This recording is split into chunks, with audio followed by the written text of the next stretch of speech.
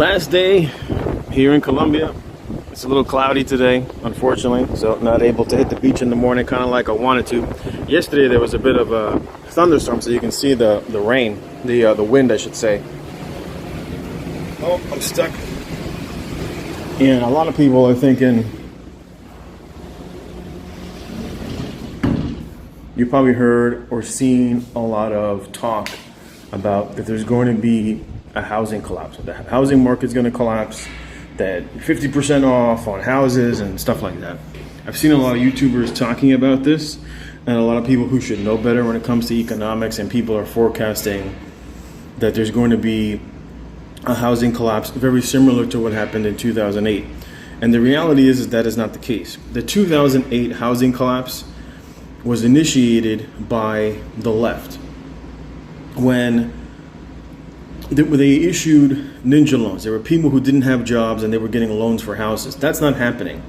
And a lot of it was related to the diversity. The reason all these immigrants didn't have houses was because the banks were being racist. And so the government said, even if these people don't have a job, you need to give them a loan. And so a lot of these dipshits went out there knowing that they couldn't afford a house, but because they were given loans, they accepted it. And so once interest rates started to rise on many of these variable interest rated loans, then of course they couldn't afford the payment, and subsequently they lost their homes. Now at that time, there were more homes that were being built. There were numerous vacant homes that were fully finished. That is not happening today. The other issue is that America is more in debt. And of course, you have the BRICS nations that people are talking about, namely Brazil, Russia, India, China, and South Africa, which is what many of these countries are fighting over the natural resources that exist in South Africa. This region is so rich in resources. It's off the charts rich. And they have a lot to be proud of. And our competitors and adversaries also know how rich in the resources that this region is. 60% of the world's lithium is in the region. You have heavy crude, you have light sweet crude, you have rare earth elements, you have the Amazon, which is called the lungs of the world. You have the 31% of the world's fresh water here in this region. And there are adversaries that are taking advantage of this region every single day, right in our neighborhood. And I just look at what happens in this region in terms of security, impacts our security, our national security in the homeland and in the United States. But South Africa has aligned itself with the other BRIC nations. And so they're talking about that they're going to create a currency that is based off of commodities, whereas basically America created the petrodollar with Saudi Arabia because they went in and basically killed their enemies and then put these people in charge. When you look back at the history, that's why Joe Biden always goes, the government always goes back to Saudi Arabia. That's why America is at war with Yemen. They're basically handling the enemies of the puppets that they put in place in the Middle East. And so the Middle East, as you've seen, the Middle East is charging European countries more for oil by comparison to some of the other nations. And of course, this is done intentionally, obviously. Now, for people talking about that there's going to be a housing collapse, it's just not going to happen. Because if this does happen, where you start to see countries start to divest from the dollar, and they have to hold BRICS currency in their basket of reserves, you're going to see people basically dumping the dollar. And so what would happen is, which is what you typically see, but you're seeing it more so now. I believe it was 1 out of 3 home buyers are cash buyers. And what you're seeing is that you're seeing a lot of people, you're seeing a lot of foreigners that are buying up houses in America. And I'll link an article, or I'll flash the article across the screen so that you can see it. Now, so this is happening more, and this is what will happen as people start to divest from the dollar. So instead of only holding dollars or having the majority of dollars in their reserves, if there is a BRICS currency that does come out, and this is what the World Economic Forum was talking about. If you look back in 2016, it talked about that America was no longer going to be, the major power, and that there were going to be groups of countries, and as a result, there would be, a basket of currencies. This is what the World Economic Forum has talked about and discussed, and that's what the Agenda 2030 is. How are we going to get rid of just having one country be, the one that declares everything that goes on within all these other smaller countries? And so basically what you're watching is basically the controlled demolition of America.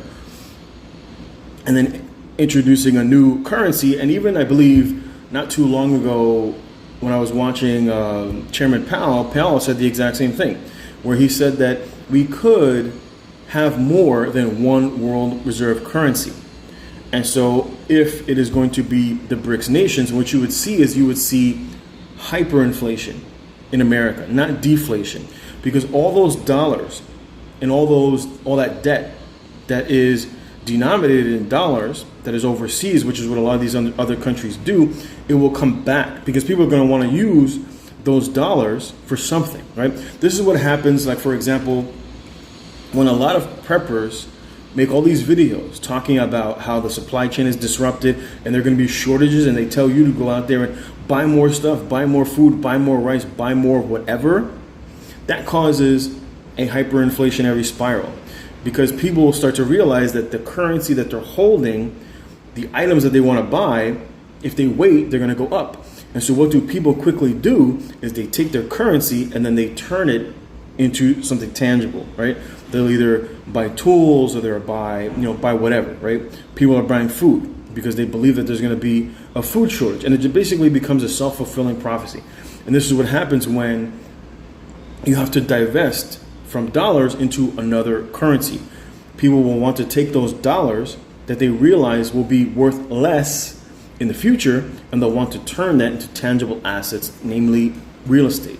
And so I don't see real estate prices in the future going down by people thinking there's going to be some sort of crash. If anything, what you would see is you'd see people wanting to snap up real estate because it's a tangible asset. And that's what I think you'll see moving forward.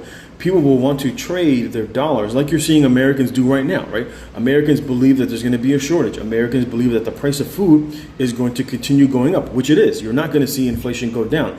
Although you may hear of the year-over-year inflation going down, that's just because the inflation that was in 2021, by comparison to 2022, will be less by comparison from 2020, which was a deflationary year, compared to 2021, where you see inflation numbers that are 6, 7, 8, and 9%. You're not going to see that this year. You're going to see the inflationary numbers moving forward start to go down, and that is why the Federal Reserve and the government keeps talking about peak inflation, because eventually what you will see year over year is the numbers will start to go down incrementally lower, but prices will still continue to rise, even though the inflationary numbers are going down.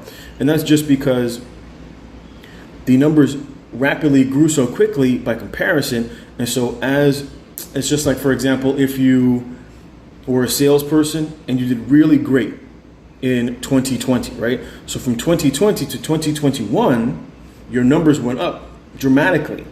But then now from 2021 to 2022, your numbers, even though they did go up, maybe let's say 2%, right? Let's say you only went up 3%. You still increased by comparison to before, but percent-wise, your numbers went down.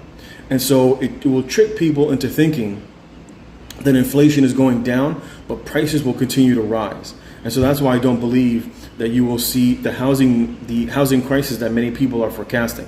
I don't see it happening, especially because we're in a housing shortage. The reason housing went parabolic over the past year was because, one, work from home. So people moved from these expensive apartments, for example, like in San Francisco or New York, and they're able to move into rural areas. But if you look, just Google 2021, 2022 lowest inventory of all time.